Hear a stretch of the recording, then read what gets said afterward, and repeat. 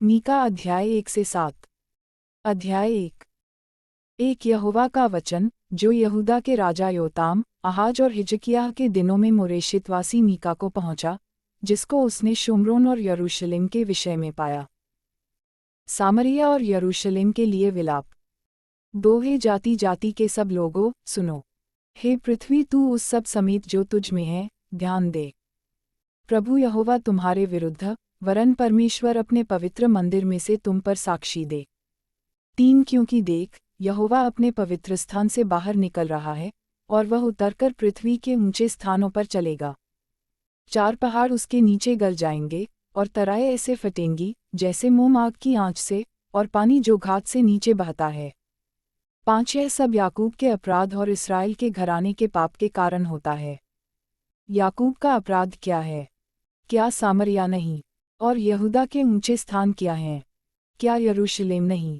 6 इस कारण मैं सामरिया को मैदान में का ढेर बना दूंगा, और दाख का बगीचा बनाऊंगा, और मैं उसके पत्थरों को खड़ में लुढ़का दूंगा, और उसकी नींव उखाड़ दूंगा। 7 उसकी सब खुदी हुई मूर्तें टुकड़े टुकड़े की जाएंगी, और जो कुछ उसने छिनाला करके कमाया है वह आग से भस्म किया जाएगा, और उसकी सब प्रतिमाओं को मैं चकनाचूर करूंगा, क्योंकि छिनाले ही की कमाई से उसने उनका संचय किया है, और वह फिर छिनाले की सी कमाई हो जाएगी। 8 इस कारण मैं छाती पीटकर हाय हाय करूंगा, मैं लुटा हुआ सा और नंगा चला फिरा करूंगा, मैं गीदड़ों के समान चिल्लाऊंगा और शुतुरमुर्गों के समान रोऊंगा। 9 क्योंकि उसका घाव असाध्य है, और विपत्ति यहूदा पर भी आ पड़ी, वरन वह मेरे जाति भाइयों पर पड़कर यरूशलेम के फाटक तक पहुंच गई है। शत्रु का यरूशलेम की ओर बढ़ना। 10 गत नगर में इसकी चर्चा मत करो, और मत रोओ, बेताप्रा में धूलि में लोटपोट करो। 11 हे शापीर की रहने वाली नंगी होकर निरुस चली जा, सानान की रहने वाली नहीं निकल सकती, बेतेसेल के रोने पीटने के कारण उसका शरणस्थान तुमसे ले लिया जाएगा। 12 क्योंकि सारोत की रहने वाली तो कुशल की बाट जोहते जोहते तड़प गई है, क्योंकि यहोवा की ओर से यरूशलेम के फाटक तक विपत्ति आ पहुंची है। 13 हे लाकीश की रहने वाली अपने रथों में वेग चलने वाले घोड़े जोत, तुझी से सियोन की प्रजा के पाप का आरंभ हुआ, क्योंकि इस्राएल के अपराध तुझी में पाए गए। 14 इस कारण तू गत के मोरेशेत को दान देकर दूर कर देगा, अकजीब के घर से इस्राएल के राजा धोखा ही खाएंगे। 15 हे मारेशा की रहने वाली मैं फिर तुझ पर एक अधिकारी ठहराऊंगा, और इस्राएल के प्रतिष्ठित लोगों को अदुल्लाम में आना पड़ेगा। 16 अपने दुलारे लड़कों के लिए अपना केश कटवाकर सिर मुनड़ा, वरन अपना पूरा सिर गिद्ध के समान गंजा कर दे, क्योंकि वे बंदी होकर तेरे पास से चले गए हैं। अध्याय 2। गरीबों पर अत्याचार करने वालों की भर्त्सना। 1 हाय उन पर, जो बिछौनों पर पड़े हुए बुराइयों की कल्पना करते और दुष्ट कर्म की इच्छा करते हैं, और बलवंत होने के कारण भोर को दिन निकलते ही वे उसको पूरा करते हैं। 2 वे खेतों का लालच करके उन्हें छीन लेते हैं, और घरों का लालच करके उन्हें भी ले लेते हैं, और उसके घराने समेत पुरुष पर, और उसके निज भाग समेत किसी पुरुष पर अंधेर और अत्याचार करते हैं। 3 इस कारण यहोवा यूं कहता है, मैं इस कुल पर ऐसी विपत्ति डालने पर हूँ, जिसके नीचे से तुम अपनी गर्दन हटा न सकोगे, न अपने सिर ऊंचे किए हुए चल सकोगे, क्योंकि वह विपत्ति का समय होगा। 4 उस समय यह अत्यंत शोक का गीत दृष्टांत की रीति पर गाया जाएगा, हमारा तो सर्वनाश हो गया, वह मेरे लोगों के भाग को बिगाड़ता है, हाय वह उसे मुझसे कितनी दूर कर देता है। वह हमारे खेत बलवा करने वाले को दे देता है। 5 इस कारण तेरा ऐसा कोई न होगा, जो यहोवा की मंडली में चिट्ठी डालकर नापने की डोरी डाले। 6 बकवासी कहा करते हैं, बकवास न करो, इन बातों के लिए न कहा करो, ऐसे लोगों में से अपमान न मिटेगा। 7 है याकूब के घराने, क्या यह कहा जाए कि यहोवा का आत्मा अधीर हो गया है? क्या यह काम उसी के किए हुए हैं? क्या मेरे वचनों से उसका भला नहीं होता जो सीधाई से चलता है? 8 परंतु कल की बात है कि मेरी प्रजा शत्रु बनकर मेरे विरुद्ध उठी है, तुम शांत और भोले भाले राहियों के तन पर से चादर छीन लेते हो, जो लड़ाई का विचार न करके निधड़क चले जाते हैं। 9 मेरी प्रजा की स्त्रियों को तुम उनके सुखधामों से निकाल देते हो, और उनके नन्हे बच्चों से तुम मेरी दी हुई उत्तम वस्तुएं सर्वदा के लिए छीन लेते हो। 10 उठो, चले जाओ, क्योंकि यह तुम्हारा विश्राम स्थान नहीं है, इसका कारण वह अशुद्धता है जो कठिन दुख के साथ तुम्हारा नाश करेगी। 11 यदि कोई झूठी आत्मा में चलता हुआ झूठी और व्यर्थ बातें कहे और कहे कि मैं तुम्हें नित्य दाखमधु और मदिरा के लिए प्रचार सुनाता रहूंगा, तो वही इन लोगों का भविष्यद्वक्ता ठहरेगा। 12 हे याकूब, मैं निश्चय तुम सबों को इकट्ठा करूंगा, मैं इस्राएल के बचे हुओं को निश्चय इकट्ठा करूंगा और बोस्रा की भेड़ बकरियों के समान एक संग रखूंगा। उस झुंड के समान जो अच्छी चराई में हो, वे मनुष्यों की बहुतायत के मारे कोलाहल मचाएंगे। 13 उनके आगे आगे बाड़े का तोड़ने वाला गया है, इसलिए वे भी उसे तोड़ रहे हैं और फाटक से होकर निकले जा रहे हैं। उनका राजा उनके आगे आगे गया, अर्थात यहोवा उनका सरदार और अगुवा है। अध्याय 3 इस्राएल के अगुओं की भर्त्सना।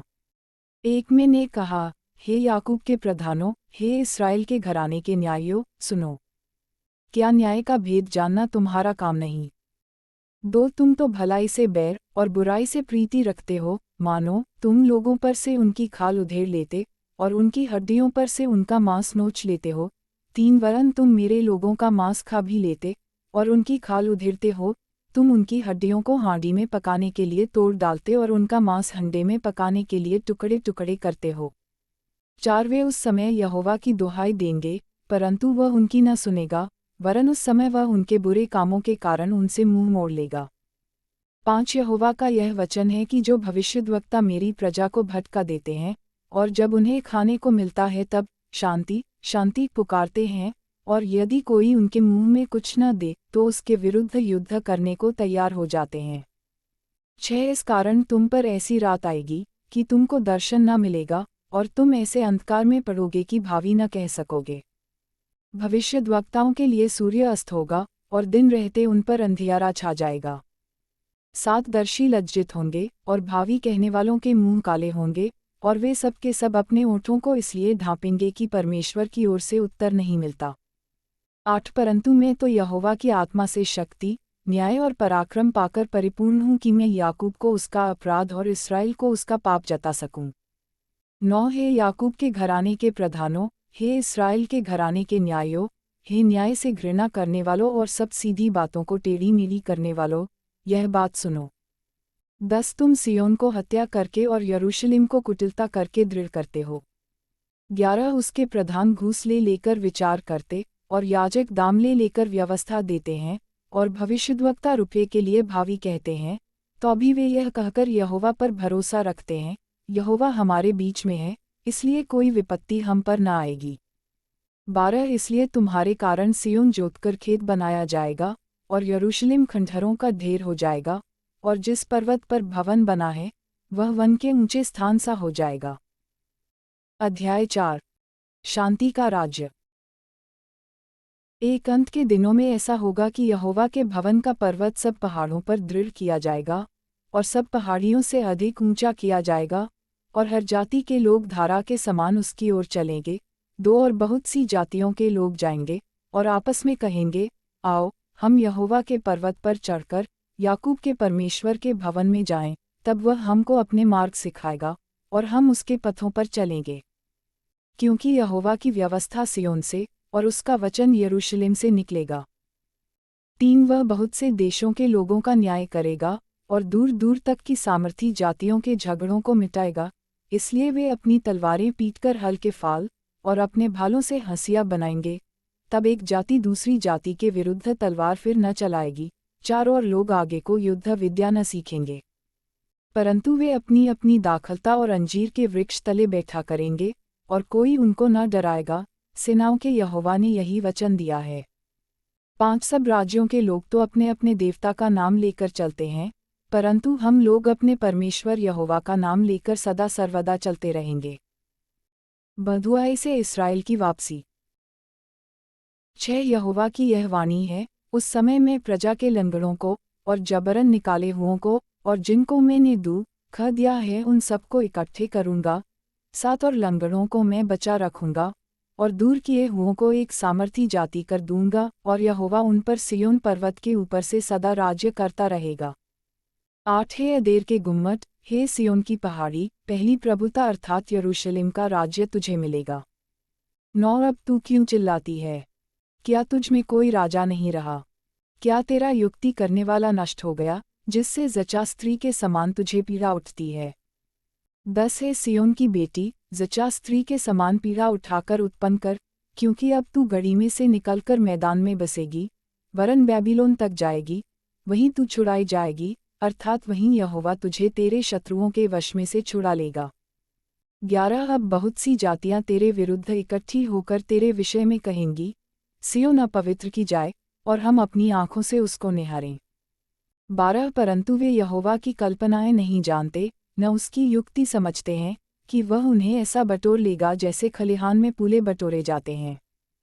13 हे सियोन, उठ और दावनी कर, मैं तेरे सींगों को लोहे के और तेरे खुरों को पीतल के बना दूंगा, और तू बहुत सी जातियों को चूर चूर करेगी, और उनकी कमाई यहोवा को और उनकी धन संपत्ति पृथ्वी के प्रभु के लिए अर्पण करेगी। अध्याय 5। एक अब हे बहुत दलों की स्वामिनी, दल बांध बांध कर इकट्ठी हो, क्योंकि उसने हम लोगों को घेर लिया है, वे इस्राएल के न्याय के गाल पर सोंटा मारेंगे। बैतलहम से एक राजा के आने की वाचा। 2 हे बैतलहम एफ्राता, यदि तू ऐसा छोटा है कि यहूदा के हजारों में गिना नहीं जाता, तो भी तुझ में से मेरे लिए एक पुरुष निकलेगा, जो इस्राएलियों में प्रभुता करने वाला होगा, और उसका निकलना प्राचीन काल से, वरन अनादि काल से होता आया है। 3 इस कारण वह उनको उस समय तक त्यागे रहेगा, जब तक जचा उत्पन्न न करे, तब इस्राएलियों के पास उसके बचे हुए भाई लौटकर उनसे मिल जाएंगे। 4 और वह खड़ा होकर यहोवा की दी हुई शक्ति से, और अपने परमेश्वर यहोवा के नाम के प्रताप से, उनकी चरवाही करेगा। वे सुरक्षित रहेंगे, क्योंकि अब वह पृथ्वी की छोर तक महान ठहरेगा। 5 वह शांति का मूल होगा। जब अश्शूरी हमारे देश पर चढ़ाई करें, और हमारे राजभवनों में पांव रखें, तब हम उनके विरुद्ध 7 चरवाहे वरन 8 प्रधान मनुष्य खड़े करेंगे। छुटकारा और दंड। 6 और वे अश्शूर के देश को वरन प्रवेश के स्थानों तक निम्रोद के देश को तलवार चलाकर मार लेंगे, और जब अश्शूरी लोग हमारे देश में आएं, और उसकी सीमा के भीतर पांव रखें, तब वही पुरुष हमको उनसे बचाएगा। 7 तब याकूब के बचे हुए लोग बहुत राज्यों के बीच ऐसा काम देंगे, जैसा यहोवा की ओर से पड़ने वाली ओस, और घास पर की वर्षा, जो किसी के लिए नहीं ठहरती और मनुष्यों की बाट नहीं जोहती। 8 याकूब के बचे हुए लोग जातियों में और देश देश के लोगों के बीच ऐसे होंगे जैसे वन पशुओं में सिंह, या भेड़ बकरियों के झुंडों में जवान सिंह होता है, क्योंकि जब वह उनके बीच में से जाए, तो लताड़ता और फाड़ता जाएगा, और कोई बचा न सकेगा। 9 तेरा हाथ तेरे द्रोहियों पर पड़े और तेरे सब शत्रु नष्ट हो जाएं। 10 यहोवा की यह वाणी है, उस समय मैं तेरे घोड़ों का तेरे बीच में से नाश करूंगा, और तेरे रथों का विनाश करूंगा। 11 मैं तेरे देश के नगरों को भी नष्ट करूंगा, और तेरे किलों को ढा दूंगा। 12 मैं तेरे तंत्र मंत्र का नाश करूंगा, और तुझ में टोन्हे आगे को न रहेंगे। 13 मैं तेरी खुदी हुई मूर्तें और तेरी लाठें तेरे बीच में से नष्ट करूंगा, और तू आगे को अपने हाथ की बनाई हुई वस्तुओं को दंडवत न करेगा। 14 मैं तेरी अशेरा नामक मूर्तों को तेरी भूमि में से उखाड़ डालूंगा, और तेरे नगरों का विनाश करूंगा। 15 और मैं जाति जाति से जो मेरा कहा नहीं मानती, क्रोध और जलजलाहट के साथ बदला लूंगा। अध्याय 6। इस्राएल के विरुद्ध परमेश्वर का अभियोग। एक जो बात यहोवा कहता है, उसे सुनो, उठकर पहाड़ों के सामने वादविवाद कर, और टीले भी तेरी सुनने पाएं। 2 हे पहाड़ों और हे पृथ्वी की अटल नींव, यहोवा का वादविवाद सुनो, क्योंकि यहोवा का अपनी प्रजा के साथ मुकद्दमा है, और वह इस्राएल से वादविवाद करता है। 3 हे मेरी प्रजा, मैंने तेरा क्या बिगाड़ा है? क्या करके मैंने तुझे उकता दिया है? 4 मेरे विरुद्ध साक्षी दे। मैं तो तुझे मिस्र देश से निकाल ले आया, और दासत्व के घर में से तुझे छुड़ा लाया, और तेरी अगुवाई करने को मूसा, हारून और मरियम को भेज दिया। 5 हे मेरी प्रजा, स्मरण कर कि मोआब के राजा बालाक ने तेरे विरुद्ध कौन सी युक्ति की, और बोर के पुत्र बिलाम ने उसको क्या सम्मति दी, और शित्तीम से गिलगाल तक की बातों का स्मरण कर, जिससे तू यहोवा के धर्म के काम समझ सके। परमेश्वर क्या चाहता है? 6 मैं क्या लेकर यहोवा के सम्मुख आऊं, और ऊपर रहने वाले परमेश्वर के सामने झुकूं? क्या मैं हुम्बली के लिए 1-1 वर्ष के बछड़े लेकर उसके सम्मुख आऊं?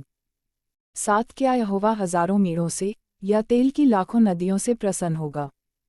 क्या मैं अपने अपराध के प्रायश्चित में अपने पहिलौए को या अपने पाप के बदले में अपने जन्माए हुए किसी को दूँ?